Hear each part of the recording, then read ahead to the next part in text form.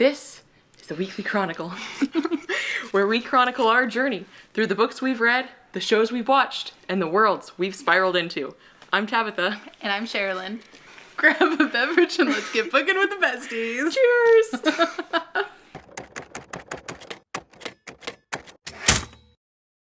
What you got there, Tabatha? I have hours old matcha that now looks kind of gross, but it is delicious. It is the matcha like triple berry or something. Double berry. Double berry. I got, and I'll, let me read the tag for you and you can tell me if you see anything that's off.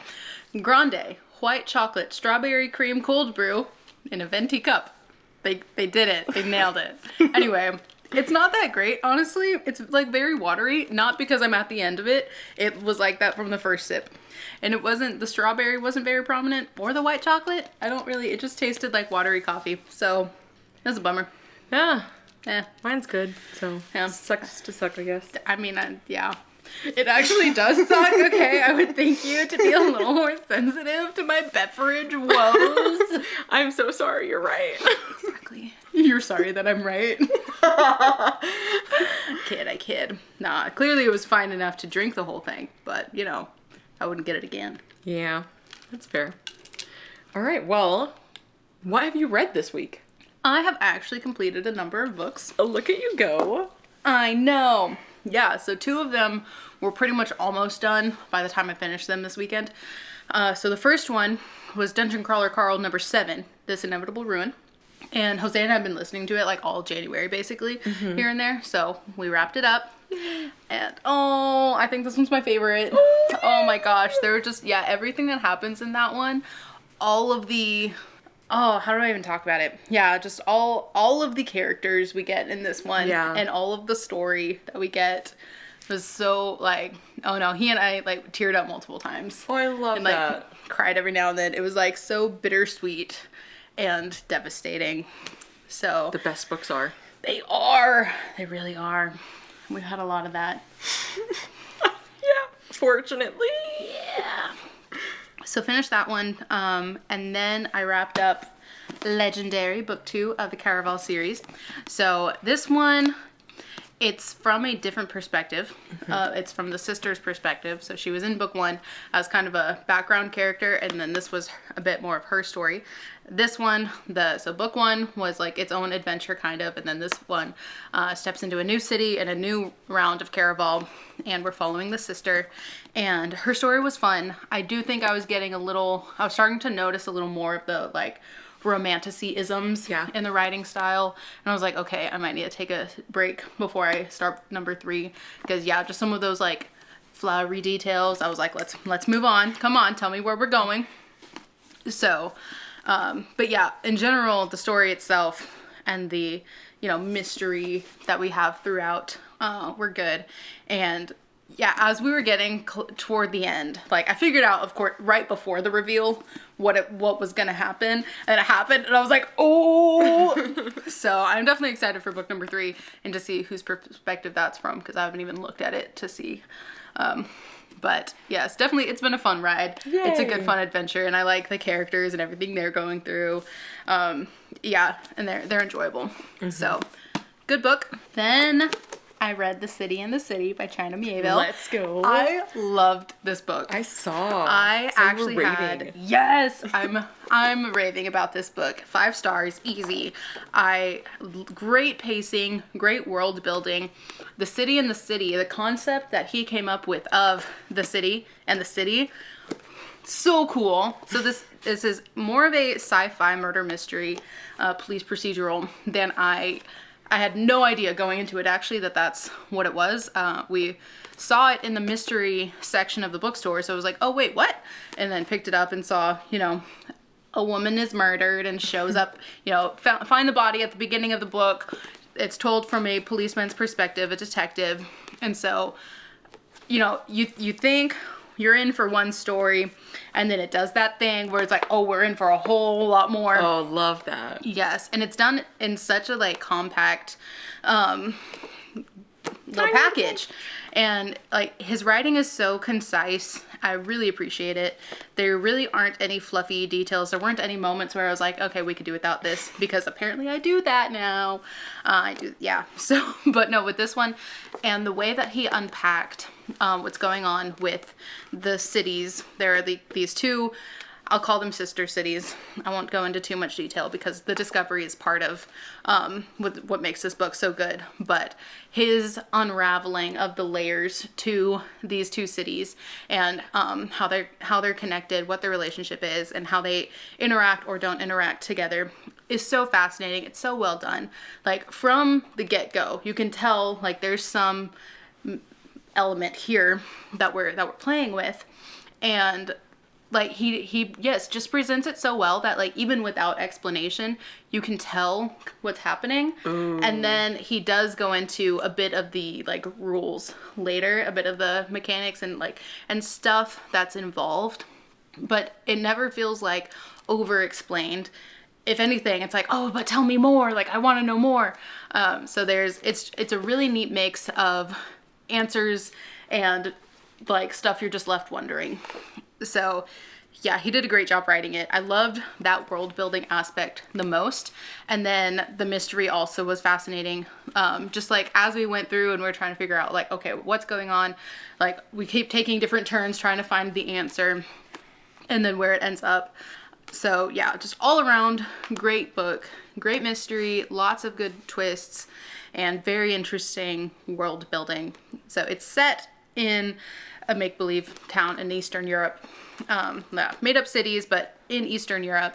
And so there's lots of real world references. And yeah, there's like people from the United States and Canada and the UK and Russia and all these other countries. Like there's a lot mentioned that is real world.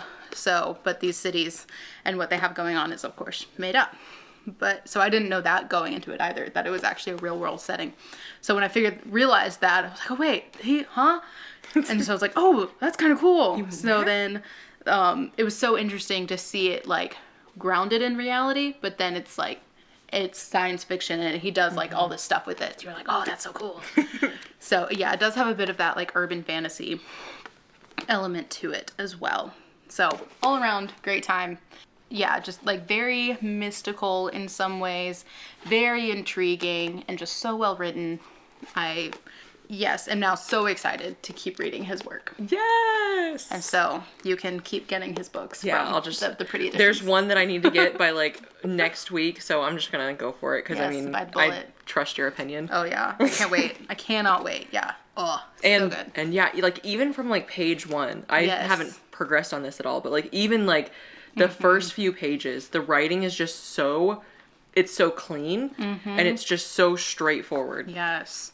I appreciate that so much. So yes, all around, fantastic book. Cannot recommend this enough. I told my dad about it like the next day and I was like, I need to bring this to you. It's always a good sign. Yes. So those are all. Oh no, one more. I read the next volume of Blue Lock. Yay!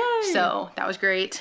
Yeah, just fun progressing into that story and still like building out the characters in the beginning, but they're, competing more, playing soccer, figuring out some like simultaneous, I'm number one, but also I still need my team elements. So that's kind of cool to see how that's going and seeing how the different characters interact with like, well, no, some of them fully believe I'm number one, I don't need my team.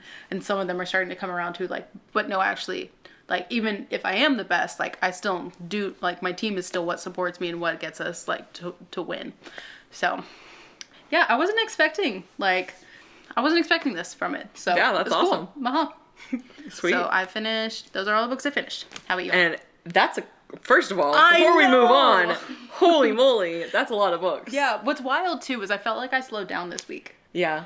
And I still, like, 2 of them were already mostly done. But then, yeah, I read all of this one, and then Blue Lock is manga, so that's quick. But yeah, and then I have some current reads that we'll get to. Yeah. It's like, I felt like I did slow down. I did actually, so I audiobooked this one after all, and I did slow down the speed on it. So I did slow down. But yeah, it felt good to kind of like take the gas off a little bit. Yeah, read a little more, and just like, especially with the story, like I didn't want it to end. It was so good. So I was like, let me just slow that down. Let's spend more time here. And it was fantastic. Yeah. Wouldn't you agree? Yeah, I've also been slowing down my like literal speed, and it just, it's calming because like it's so overstimulating to constantly be at like really 2.5, whatever. Yeah. Like it's just, and then just like, and also just constantly like doing dishes, like never giving yourself a moment of peace. Exactly. So like, yeah, that's really nice. Yeah, I was definitely feeling that at the beginning of this week. So did just slow down in kind of all aspects all around. And I was like, just kind of breathe. And yeah, like the overstimulation went down. And I was like, there's something to this. Yeah. I also very much slowed down. In fact, I only finished one book, and that was like almost done as of last week. So, first of all, in case you haven't noticed, I do in fact have a new cat. I got her last week, and she is just the most precious thing. She is named after Yuffie from Final Fantasy VII. So, and she is a little ninja. She likes to perch on, like, we have this like cat scratch post downstairs, and she likes to like, just like perch on it like an actual little ninja. It's the cutest thing ever. I remember. A little shadow.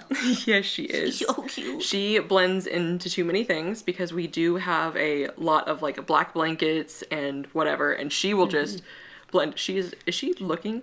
She's looking at us on the screen. That's so funny. Yeah, she appeared in my lap earlier while we were eating. We like heard this little meow, and we're like, where is she? And suddenly, like, we're at the table, so she's just this shadow in my lap, and I was like, oh wait, I have her, like, cat. Like, I didn't even know she was there when she got there. Yeah, she's a little sweetheart. Here, let her appear in your lap again. Here. Oh, and there she goes. She's gone. As she does. So I finished Deadbeat by Jim Butcher. This is book, I don't know, book like one of them in Dresden Files. Book 7, book 6, somewhere around there. Deadbeat, and it is so good, so good. It's number 7. Number 7, I was right. Okay, we get to see Harry in this new position. He's found something in the previous book in Blood Rights that he hasn't had before, and so he gets to have that in this book. Obviously, I can't go into any details because it's literally book 7, but he gets to have that and see how that is going. It's a connection of sorts. So he gets a connection, and he's getting to play around with that connection. So it's a lot of fun to see how that is, and that connection is like one of my favorite characters in this series. So for no reason, actually, like I just love that character. Just yeah, there's so many good characters. But this is one of them. And so yeah, I very, very much enjoyed that. The mystery is fun as always. And we are constantly like, we're at the point where like it is more epic in scope. We are seeing more things. It's not quite at like I know how epic it ends up getting. So there's that. And then there were also things that were mentioned that I didn't remember, and I'm like, and I don't know if I don't remember them because goldfish, or if they become more prevalent later on in the series. Very, very much in the background, some cosmic elements that are going on. And it's super interesting because I just don't remember that. And I don't know if it's because I'm a goldfish. It could have vacated my brain like exactly what it was. Like I remember some of the major beats in the upcoming books, mostly around just like the characters. I remember some characters that come in, come back, go away, all of that kind of stuff. But I don't remember cosmic elements. And I don't know if that's also because when I read this previously, I had never read anything cosmic before. So it wouldn't have like stuck out that way. Like the vocabulary, like they said old gods. And I'm like, I don't think I would have picked, like I wouldn't have picked up on that being like a cosmic horror element. And so I'm like, ooh, what do you mean? And I don't know. Yeah, I'm so intrigued to go in like knowing that going forward, because obviously we're having interactions with the fairylands. We even had them when you were on your last book, and those continue to escalate through the series, and so that's fun. But I don't remember old gods, so that's cool, and I'm very excited. Yeah, so that's all I read. That's all I finished, at least. What have you got in progress? So my arm is now out of commission because kitten. The rest of me can't move either. So, I started This House Will Feed by Maria Tureaud. This book, like, it's so good. But also, like, you gotta, I'm eyeball reading it, and I'm halfway through it. And I just started a few days ago. Like, it's an interestingly quick read, and I want to just binge it, but at the same time, it's very heavy. Ooh. And it is good to, like, take some breaks. Mm-hmm. So it's set during the Great Famine in Ireland in the mid-19th century. And it's got a lot of, like, you know, historically accurate elements. There's a lot. The author note at the beginning, so she is Irish. And so her going through writing this book and delving into a lot of what happened at the time and, like, what her great-grandparents would have had to live through, it, like, for her brought up a lot of generational trauma. And so her author note is saying, like, if you are also Irish, if you have any roots in this, like, just know that going in, it might bring some stuff up for you too. Like, it was very difficult for her to write this book. And yeah, especially the research portion. And every chapter has that like epigraph at the beginning, and they're all like historical pieces of work, whether it was letters or newspaper articles or poetry or even critiques looking back at what was happening at the time. So if you're not familiar, the Great Famine was both a result of, like, the United Kingdom taking everything that the Irish people, like, all of the crops, all of the livestock, like, everything they produced in Ireland, they exported. And also marked up for the Irish people to be able to buy back. And then at the same time, there was a terrible potato blight, like, multiple seasons in a row. And so they weren't able to feed themselves. There was mass starvation. The population of Ireland cut in half. And so where this story starts is from an Irish woman's perspective, and it's been a few years into the famine, and, like, she's at a workhouse. She is skin and bones, like, barely surviving, and just the horror of what's around her, like, of what she is presently experiencing and seeing. We get that right off the bat. We learn there's going back and forth in the storyline of present day her, and then looking back at how she, like, the journey from her hometown to the city she ends up in at the start of this. And, like, her entire family died along the way because no one could eat. They were all exhausted. Like, they all died along the way, and she barely made it herself. And just the amount of absolutely harrowing imagery and experience of what she went through, of what, like, the other characters are going through, is just so heavy. Like, the very first line, I read the very first line, and I was like, oh. The very first line of the book is, "The taste of my brother's flesh still haunted me." Oh boy. Yeah. What a first line. Yeah. Do you see? Yeah. Like, the author's note mentions some, like, very weighty triggers. Yeah. Like, some like, depictions of extreme starvation, desolation, death, possession, use of slurs, let me say that again, use of slurs, cannibalism, suicide, and murder. And it's just so devastating and heartbreaking to see what could have been, like, this was completely avoidable. Like, they had plenty that they could have been taken care of with, but because the British Parliament decided that they wanted to export all of Ireland's goods, and there is a lot of, like, they did that on purpose. Like, it was an act of aggression, basically, toward the Irish people. Like, they took over and then said, like, no, it's terrible. So, yeah, there's just a lot of absolutely devastating imagery in here. And knowing that it is, like, factual, like, this is actually what happened to people, makes it, a slow read. Yeah. So there's all of that. And then, you know, the story itself is that she ends up at a house.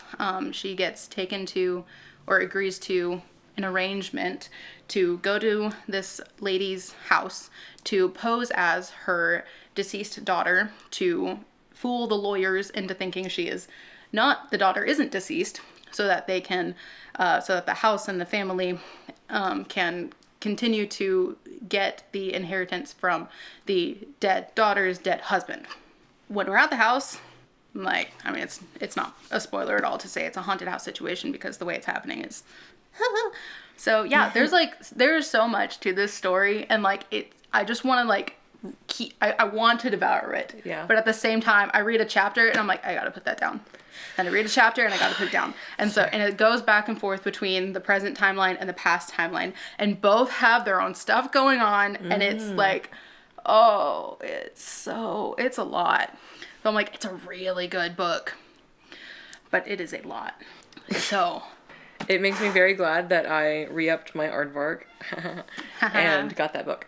Good. Yay, I'm glad. Yeah, you'll love this. Yeah.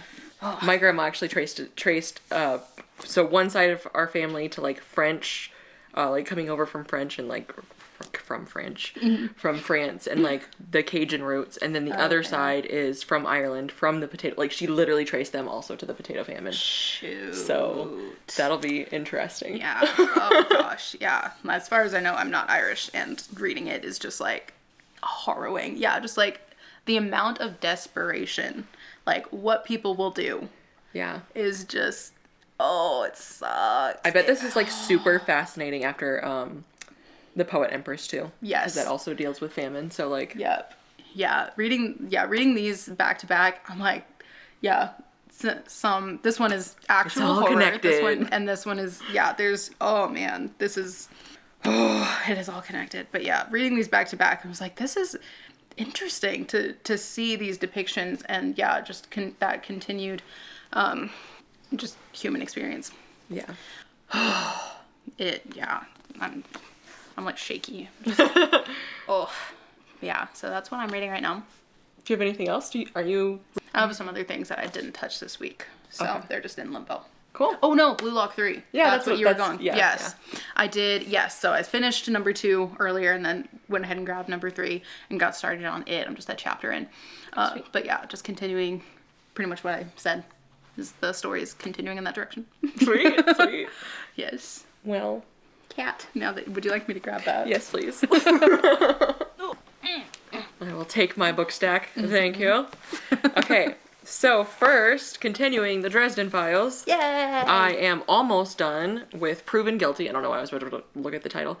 Proven Guilty. She's so cute. I know, she's just the cutest thing in the whole world. I love her so much. I love that she just blends into your shirt. She does. You can just like, I just look up and I see little eyes, little eyeballs.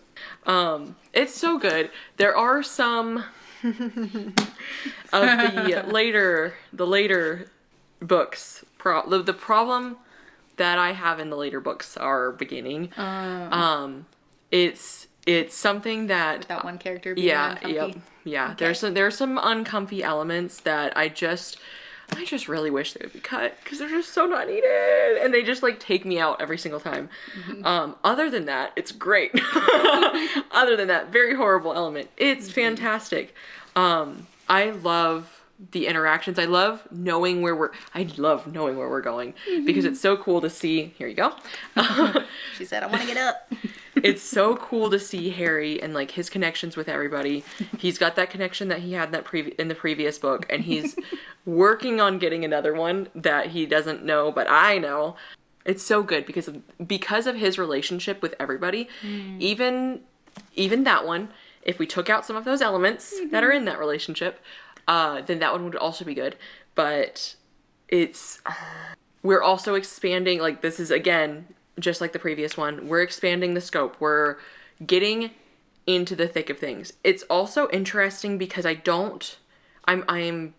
have them like so compiled in my brain that it's hard to remember, like, because I've been spacing, aside from these two, like reading them right back to back, I've been spacing out this reread so much. So I'm like, what happened in a previous book versus what happens in the future that I just like know is gonna happen. So it's kind of weird in that reread situation because some of it is like, but yeah, I'm so excited because I think the next book, yes, I am just so excited to get to the next book because I love the next book. So I wouldn't be surprised if next week you see that I finished this and started and finished the next one because I love it so much. But yeah, this is like my main audiobook situation right now. Everything else is eyeball because I can't right now. Then we have another book that I have in progress and have actually made progress on because I have like 8 books in progress. It's kind of an issue. I understand. You do understand.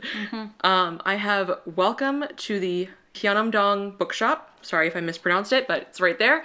And I love it. This is not a book I would love all the time, mind you. Okay, yeah. This is a book that it is hitting right because I need that distance and I need that space a little bit. It is a slice of life.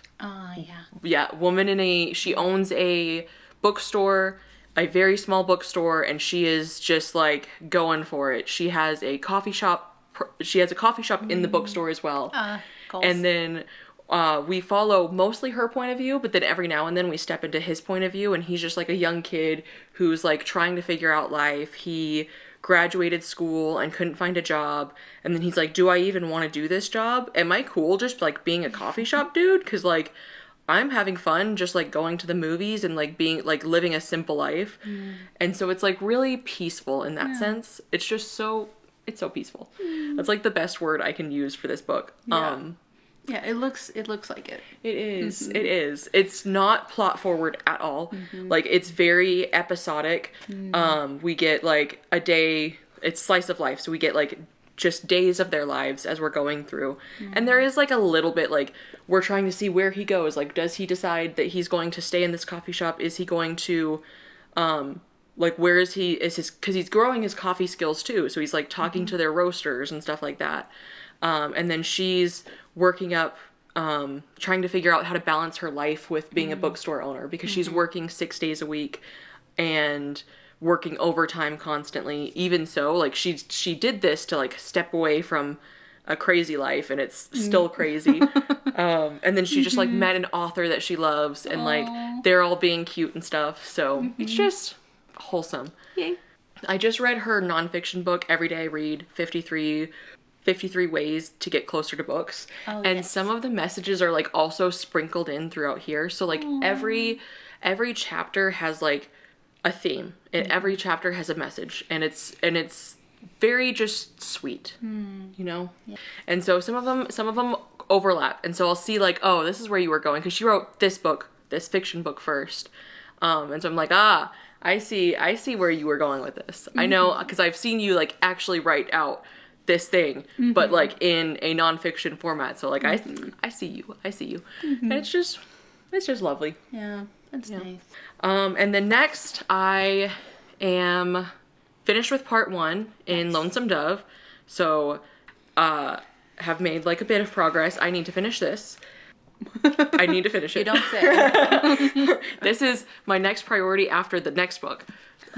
So I need to finish the next book by Monday, but I need to finish this one by like Tuesday or so. So hopefully I'll be close by the time you guys are seeing this. Close, if not, done. Yeah.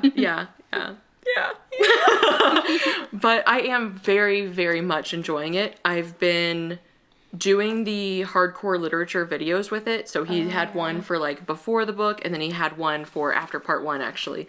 So I've only watched the 2 videos, and they just do a really good job of setting the scene for the history. I never once cared about cowboys, even slightly.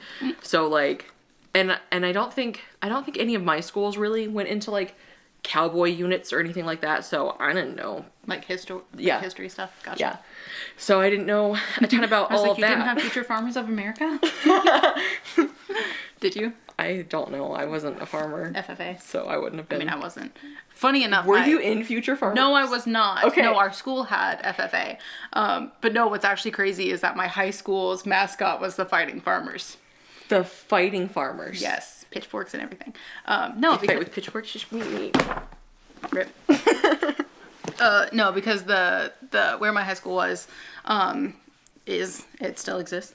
It's not gone, but no, my high school, the area, it was farmland. It was like when it was started, so they were all farmers when the school was established. Nice. So mine was, you're not ready for this. So I was homeschooled for like the first bit of my high school, and then I did an online school after. And the mascot for the online school was the avatars. Not like a cool avatar, not like Avatar the Last Airbender, but just like, we are the avatars, because it's online. That's so funny. It was cringe. That's so funny. Yeah, they even had like a graduation. I was like, I have literally never met a single person ever. Like, we didn't do, like, they weren't like classes that you actually did with anybody anyway. So like, it was just like online curriculum. It was just like, yeah. And so like occasionally you would talk to the teacher or whatever. I'm like, I'm not going to a room full of a bunch of people I don't know. Strangers. Anyway, Lonesome Dog. Yeah, so no cowboy history units in school. Never had a cowboy history unit. Can't say that I have. I did have a game design class though in my online school. I made like, anyway, this doesn't matter. This has nothing to do with any of that. We've gone off. We have veered. But speaking of veering, they are veering on an adventure to go north to Montana, and that starts literally where I'm at. So like that's the basic premise is they're they're doing a cattle drive. They're doing like one of the last cattle drives. They're inspired. This was like inspired by like the end of the end of the era. End of the era as you know it. Oh, that's ooh. Yeah. Dang. And so we've got like two older guys who were like in their prime. They were Texas Rangers and then they were cattle drivers. And so like it's really neat to see them. I love first of all, the dialogue is incredible. The scenery it's perfectly described without going overboard. Love that. I did finish another book. Did ya? I did. You literally looked at Goodreads. I did, and I didn't put it on there. No, I did. I did put it on there. Why don't I know that? Why? I finished pausing this again. Here we go. For another side tangent. Every time. It does. I do this all the time. I'm so sorry. Of Mice and Men. Just speaking of like perfect descriptions and like this other book. Oh right, this other book. Yeah. Classic. Exactly. So I read that for my book club and it's so short. It's a little guy. It's downstairs. I don't see it anywhere over here. So it's here. But I read it with my book club. I read it back in middle school, but like I was a kid. I did not like care, whatever. But this hit so hard. There were so many themes. Like there's the overall discussion on these two guys, Lenny and George, and their relationship.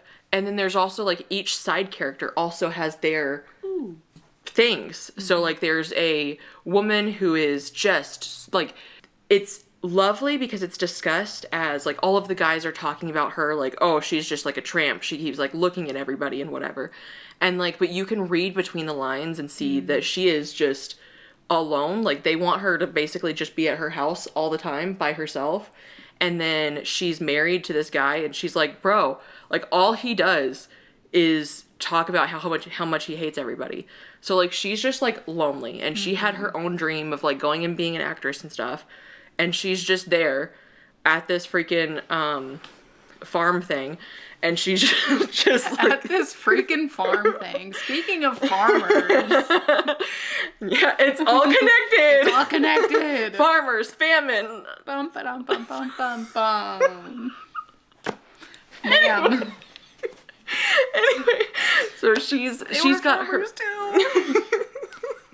This is not okay. So she's got her own things. And then there's this guy named Crooks. And he is, like, there's so many characters that are just so lonely. And, like, all of these characters, they talk about how all of these people who come and they're, like, what are they called? They're, like, the temporary workers who, like, go to farms and stuff. There's a specific word for it. Do you know it? They like, travel. They go to a farm. Yeah. They work there. Not migrational farmers. Seasonal? Yeah, they're kind of seasonal. Yeah. Something like that. They're all like very temporary. They go and they and everyone's like, you guys are like 2 guys. You're 2. Like, why aren't you just 1? And so because like everybody else is just alone. They're just traveling. They're alone. Gotcha. They're like kept under the American dream of like, you work hard, you get your money, and then you're gonna one day have this success. But then they like never have that success, and so it's so just always chasing after the carrot. Always. They're always chasing, and like everybody is chasing, and then there's like glimmers of hope, and you can just see that. Like that's all in side characters too. That's partially in the main characters, but you can see that in the side characters.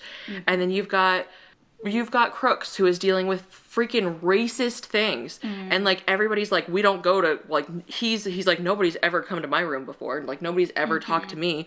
Do you know what it's like to be constantly alone? And like, do you know what that does to a person's psyche? And like, it's so good, and it's just short. Yeah, it's so short. It's like so small. It's less than 200 pages. It's got so like, I can understand why so many people love it so much, because it's so impactful, and like all of the scenery, which is where we got here, all of it is described and it's there, but it's like not overly done. Obviously, it's less than 200 pages. You can't do that much with that many pages, but it's so like perfectly described. So yes, I loved that one. Now, back to little sleeping cat. She's so sleepy. She's just totally fine right here. Yeah, she is. She's just a little cuddle bug. She's so cuddly. Now, back to Lonesome Dove. Right. Yes.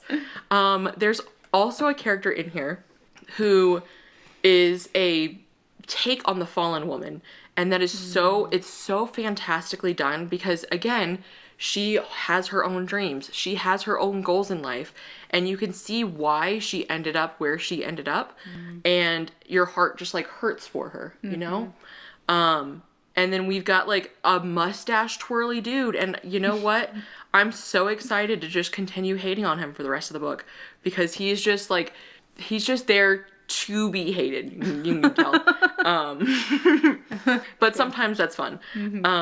We've got our 2 main guys, Gus and Call, and they are opposites in a lot of ways. Call is very serious, very like, let's get things done.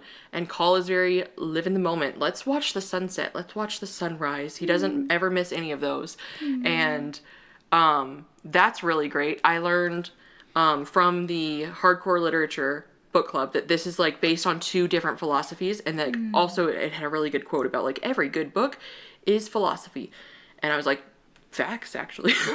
that's kind of true. And so we've got Gus, who is the more Gus is the, I don't know if I might have said that backwards, but you say Gus was the fun. Gus is the fun one. Gus is the fun one. Gus is the fun one.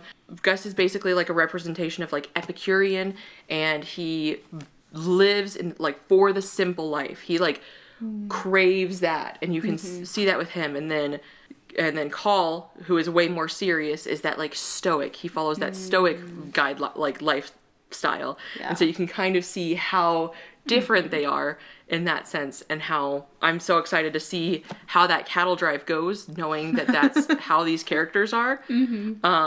I think that'll be fascinating. And then like so many of the townspeople are like, I want in. Let me go with you. Just get the whole town of Lonesome Dove on this cattle drive. Yeah. Yep. Cute. Yeah. So that's fun. And they have a very cute sign. Let me see where that was. And they've got a sign outside of their door in the town. And it says like everybody's name. And then we get to see how each person, because there's like a lot of people in this. Also, it is 3rd person omniscient. So like sometimes you'll just be bumping around in people's heads. Yeah. And that's fun. That's always fun. So outside of their building, they have Hat Creek Cattle Company and Livery Emporium.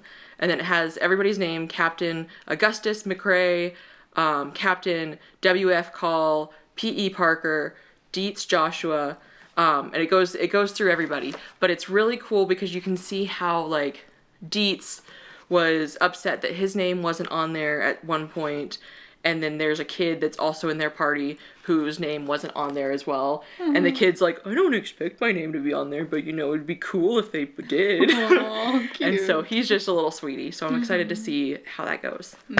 Anyway, that's a lot. Nice. So moving on. Yeah. To the book I have to finish by Monday. And that is The Curse of Chalion. It's going to be... Chalion. It is like I started the audiobook and it says Chalion. Okay. Chalion so, it is. Yes. I've been saying Chalion. But they say Chalion. So we're going to go with that. I am literally only a chapter into this. I was reading it on my Kindle. So this is a prop here. A lot to do in the next few days. I have so much to do. But I'm really liking the opening. The opening was kind of crazy. So we've got this dude who is old. He's traveling. He's going somewhere. And first of all, who's old? Love an old dude, I guess. Reading old dude books, whatever. It's cool because he's got wisdom. All right. Yes. And so he runs across these soldiers who are like all and they're macho and they're also just like very shiny. And he's like, you guys are here for ceremony, not war. And I loved that line. Like, you're just here to look good. You're not actually trying to do anything. Yep. It's like, probably go the other way. And I saw somewhere, by the way, that this is going to be based on Spain. And Queen Isabella and Ferdinand. Ooh. Somehow. So, putting that out there, Miss Ma'am. Yeah. Yeah, I'll take one. But I don't know how that's going to tie in yet. But, like, I picture these soldiers as they're coming in as, like, the later Crusaders who are literally just there to, like, look pretty. Oh, yeah. And so that's fun. And then he, like, is walking past, he's, like, further down, and he's, like, a beggar at this point, essentially. Like, he's so poor. And then one of them, like, drops a coin on the ground and they want to see him, like, grovel in the dirt to pick it up, but he has too much dignity, so obviously he doesn't. He waits for them to pass and then picks it up. And then he, like, walks further and he sees a dead body, and he sees a rat and a crow next to it. And he said, oh, looks like death magic. And I was like, death magic? Excuse me? Excuse me? Death magic? Go on. So then I was picturing, like, Diablo. So, like, already we're just, like, in such a great spot. Sweet. There are 5 different gods in here. I don't know all of them yet. I think they've definitely said it. Okay. I don't remember, but there are 5 different gods in here.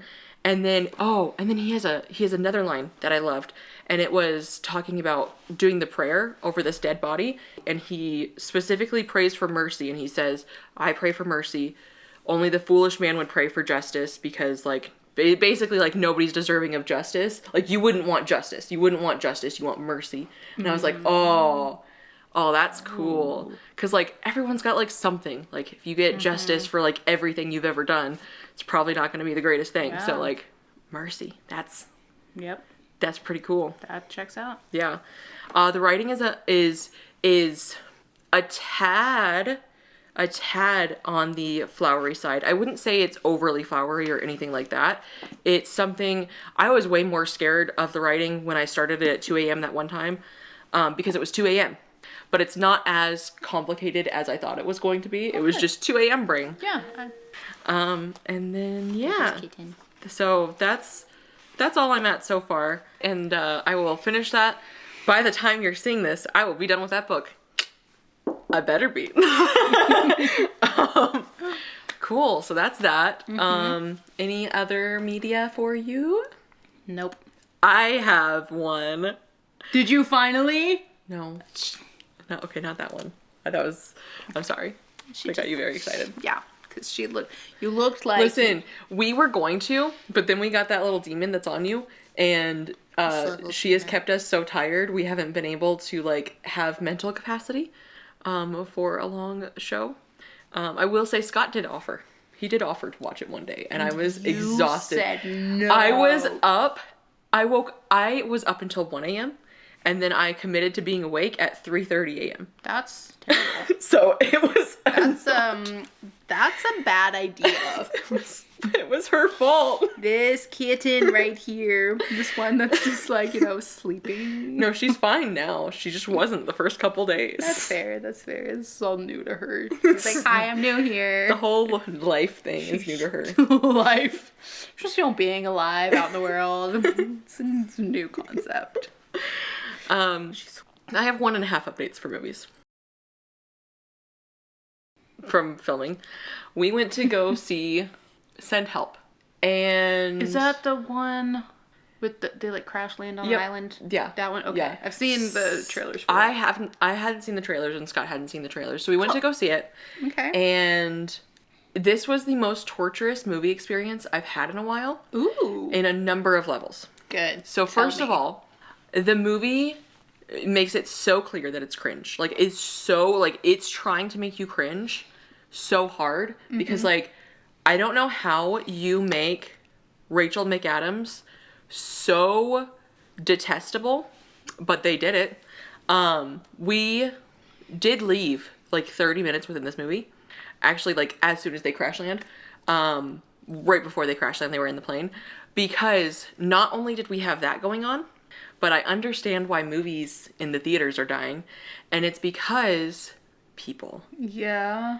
So there were people right behind us during this cringe, like, you're cringing in your mind. Like, she's got, like, they zoom in on, like, lipstick on her teeth and, like, tuna on her face and, like, all of this, like, I'm already like, I'm already in, like, an uncomfortable spot. Yeah. And these people behind us are, like, talking the whole time. And then they're, like, having those really, really loud reactions to every single thing. Like, every joke, just, like, the loudest guffaws. There's, like, 4 groups of us in this theater. It's not even close to packed. And then, like, everyone else, totally chill. But these people,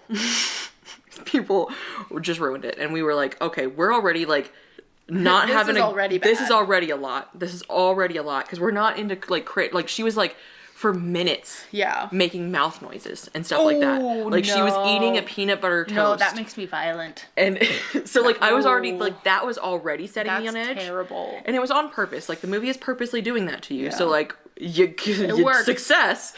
But also then having that experience. That's awful. So we left, and then we just, like, cringed out of our mind for, like, hours when we came home. Yeah. We were just like, that just killed the vibe. Yeah. What did you know going into it? Why did you choose to go to it? We chose it because it had really good reviews. Okay. And we both knew that it was going to be horror. Okay. So that is, like, literally all, like, we had not watched the trailer or anything like that. Yeah. Couldn't stand it. And then we ended up watching, because, like, at this point the movie is ruined. The movie is dead to me. Fair. And so we watched the Red Letter Media video on it, and they, like, had an overall positive experience, but, like, the way that they were talking about, like, everything that happens, I was like, you know what? Actually, I don't think I would like this movie because there are some themes that I was worried about already, like, where with the direction of, like, how she is, like, she's vile, he's vile.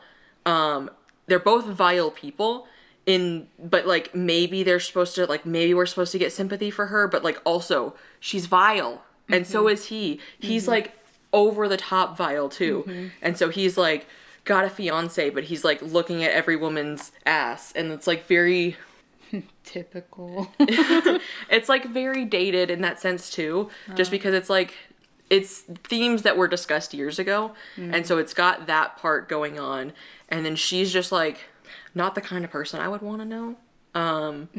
So, like, I don't know, I wasn't rooting for anybody anyway, and so I don't think I would like it if we finished it. Yeah, everything, like, the trailers, like, I could never finish watching it. Like, it was always just scrolling by, but like, I could never watch one because it just instantly turned off. Like, I was not interested. So, yeah, I'm not surprised to hear that. Like, I know I wouldn't like it. Yeah, I know now that I wouldn't. Like, there were parts that were like, it was filmed interestingly in some aspects. Like, the zoom in shots, as gross as they were, and they're not my kind of, that's not my kind of horror. Yeah. I don't like gross. So that was a lot. And then it took us a little bit of decompressing after that. Anyway, then, like, 2 days later, a day later, yesterday, we watched, I pulled out 4 movies. I pulled out the next Scream movie, because we haven't watched Scream 4. Okay. And Scream 7. is coming out this month. Golly, okay. So I want to like finish watching those. So I pulled out Scream 4. I pulled out Bring Her Back. I pulled out The Northman, and I pulled out The Green Knight. And I was like, here, you choose one. And he chose The Northman, and 10 out of 10. Okay. Oh my freaking God. I didn't know I've never heard a single person talk about this movie, ever. How did y'all have it? Because Scott has heard about it at some point. Oh, okay. I have never heard of it. And have you heard of this movie? No, The Northman? The Northman. No. Okay, so... When is it from? It is like 2016, 2017, somewhere. Yeah, no. Like, yeah. It's... Okay. It might even be like 2022. I don't know. But not so far back, but not like super recent either. Actually, yeah. But it's in like, yeah, okay. Yeah. Vikings, that's all like, you can tell on the cover, Vikings. You can tell that. Nice. And I was like, okay, well. I like Vikings. Yeah, I was like, let me pull out this Viking movie. Girl, you wait. You freaking wait. Tell me more. A revenge story. Oh! Vengeance to a T. When I tell you we were watching this movie, and like every now and then we would just compare, like say certain movies. Movies we mentioned, John Wick, Star Wars, other movies. What other movies? We mentioned so many movies. Like we were making comparisons left and right. Why can't I think of them? Goldfish. But we were watching this movie and just like immediately like, okay. Okay, the sound design, the lighting, the storytelling, it's a simple vengeance story. It is so good. Sweet. And it's not even just like it's not like the John Wick, I will kill you all because you killed my dog. It is, I will make your life a living hell and then kill you. Like that's the thing. Fair, yeah. And so already love vengeance, love Vikings. And then we get mythology wrapped into it. And we've got it done in such a fantastical way that it is like visually stunning. All right. It is crazy good. And I didn't know going into this that this was the director of The Witch, which Scott and I watched a while ago and loved. I also didn't know that this is now like one of my new favorite directors. He also directed Nosferatu, which I've heard great things about. Oh, okay. And there was another one, The Lighthouse with Robert Pattinson. Yeah, okay. So he directed those and I'm like, okay, I already know I'm going to love those two. Scott's ordering Nosferatu now and we're going to watch that as soon as that gets in. I don't know why he didn't already order The Lighthouse because we need to watch that one. But like, the way he does things, like it is very rated R, first of all. But let me get that out there. Violence. And other things? Or mostly violence? Mostly violence. Or mostly violence. There is some other stuff, but it's mostly violence. There's Vikings, I mean, it makes sense. There's lots of violence, and that's the thing, is like a lot of Viking movies, you watch them and it's like, oh, Vikings are so legit, I want to be a Viking. Like, I want to be a Viking. This one, you're like, I'm good. I'm good now. I do not want to be a Viking, actually. I have no interest in being a Viking. I am A-okay on that. Oh, it was so good. And the character is just angry, and he's a Skarsgård, so nice, that's fun. Good. So he's just like angry, and we didn't know. I didn't read the back. The main premise is the vengeance part that is on the like description. I didn't know that, so I was just in there do what? Because like the element that we get the vengeance for, I was like what? And then yeah, it's just so good, and the music score. Oh, it was so immersive because it's like. They've got a lot of songs, and there's just like really like atmospheric drums and just like so much. There's so much, and there's like cool title cards. Oh, it's so cool. It is so stinking cool. If you guys have not watched this movie, you need to watch this freaking movie because oh my god, it's great. If you like Vikings and if you like vengeance, watch this movie. If you want those interwoven with really, really cool fantastical mythological stuff, then you're gonna have a great time. Oh, and it was so freaking, one other thing that was really cool, and you'll notice this when you inevitably watch this movie, hopefully. Fair. When it gets to like nighttime, it looks like black and white. It's so cool. It's so cool. That is cool. It's so stylish. It's so stinking stylish. Anyway, that was a banger I didn't see coming. Like, I picked it up off the shelf and I was like, it's probably going to be like a good movie. I didn't expect it to be a life-changingly good movie. Nice. That's cool. It was in fact cool.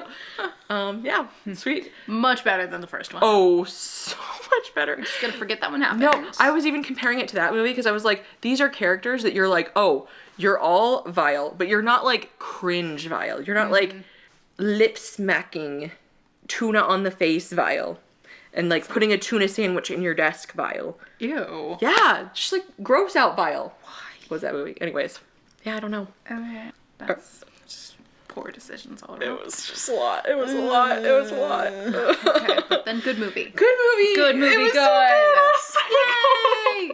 It was so good. I want to watch it again right now. Wow. Anyways, any writing? Not this week. Yeah, not like creative writing, but I've been working on my penmanship. Oh, nice. For the hell of it. Jose got hyperfixated on that, so I've joined in because my handwriting sucks.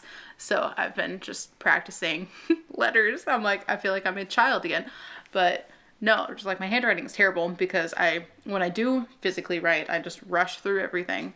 And, but I don't physically write frequently enough to like improve my handwriting or have any level of consistency because, we're on technology all the time. So it's been nice and just like physically writing, and it makes me want to write more physically. And one of the key things is like slowing down. Yeah. Like, because like I said, I rush, and even like some of the videos we were watching, because of course we went down that YouTube rabbit hole, was like some of the things they were saying is just like, just slow down, just take your time, like form each letter. And I've realized as I'm doing it, I'm like, I really have to think about actually like drawing the letters, like forming rather than just like writing and just thinking of like the word. I have to like think about like what movement goes into making this letter. And it's so fascinating. Like just learning kind of the like breaking down the mechanics of writing. It's not something you think about because once you know how to write, you just kind of do it and you don't think about it, and then you end up with bad handwriting because you don't put any thought into it. But just kind of like that methodical and like writing, like so many letters have the same movement to them, and so like once you do the basic movements, the building blocks, and you put them together, and it really does feel like actually like drawing the letters. And I'm just like, oh, this is so cool. I'm not left-handed, but the cat is once again on my right hand, so here we are, but just in front of my face this whole time. That's fine, that's all good. The cat's worth it. She is. But that's where I'm at. Cool. Cool. Yeah, I have not worked on my writing at all because I've been working on a beast of a video we have coming up. That has taken up a number of time. Yeah, that's fair. Oh my gosh. That's on me. That's my own personal problem. So book haul section. Speaking of books. Yeah, this is next year's Tabatha's problem. Yeah, and yours a little bit. Okay, so you have a whole stack of books there. I do, in fact, have a whole stack of books because 3 of them, guess what? I have really bad FOMO, and I didn't want to miss any more Aardvark books, so I re-upped that. Did you cancel it for like a month? Maybe. And now she's back. Guess who's back? Back again. But when, for something, you had me read this description, that sounded interesting, so... You're like, I need the book now. I need that. Yes, you do. And then confirm. I already wanted this one, and I was just like, you can wait. You don't need every book. But yes, I do. I do, in fact, need every book. So I got that one. And then, because I always get 3, because, like, you get the main book for the subscription price, and then each added book is $10, and worth it. If you want 3. And then, if 3 of them sound interesting to you, and then this one, it should have been you. Yay. So 3 thrillers / horror. They have the best thrillers, horror selection. It's true. Then, I really need to start this series because what book is this? What book is this in the series? This is book 3, and I have the first 2 from Broken Binding. So pretty. Yeah, I need to. The red and green. Yeah, and they have really gorgeous naked hardcovers too. So that is so pretty. I know, it's stunning. It's stunning. What great artwork. They do a fantastic job. But yes, I do need to read this to see if I like it, so that I can like stop ordering more of the series if I don't like the series. Now that you were 3 books deep. And they're chunky. They are chunky.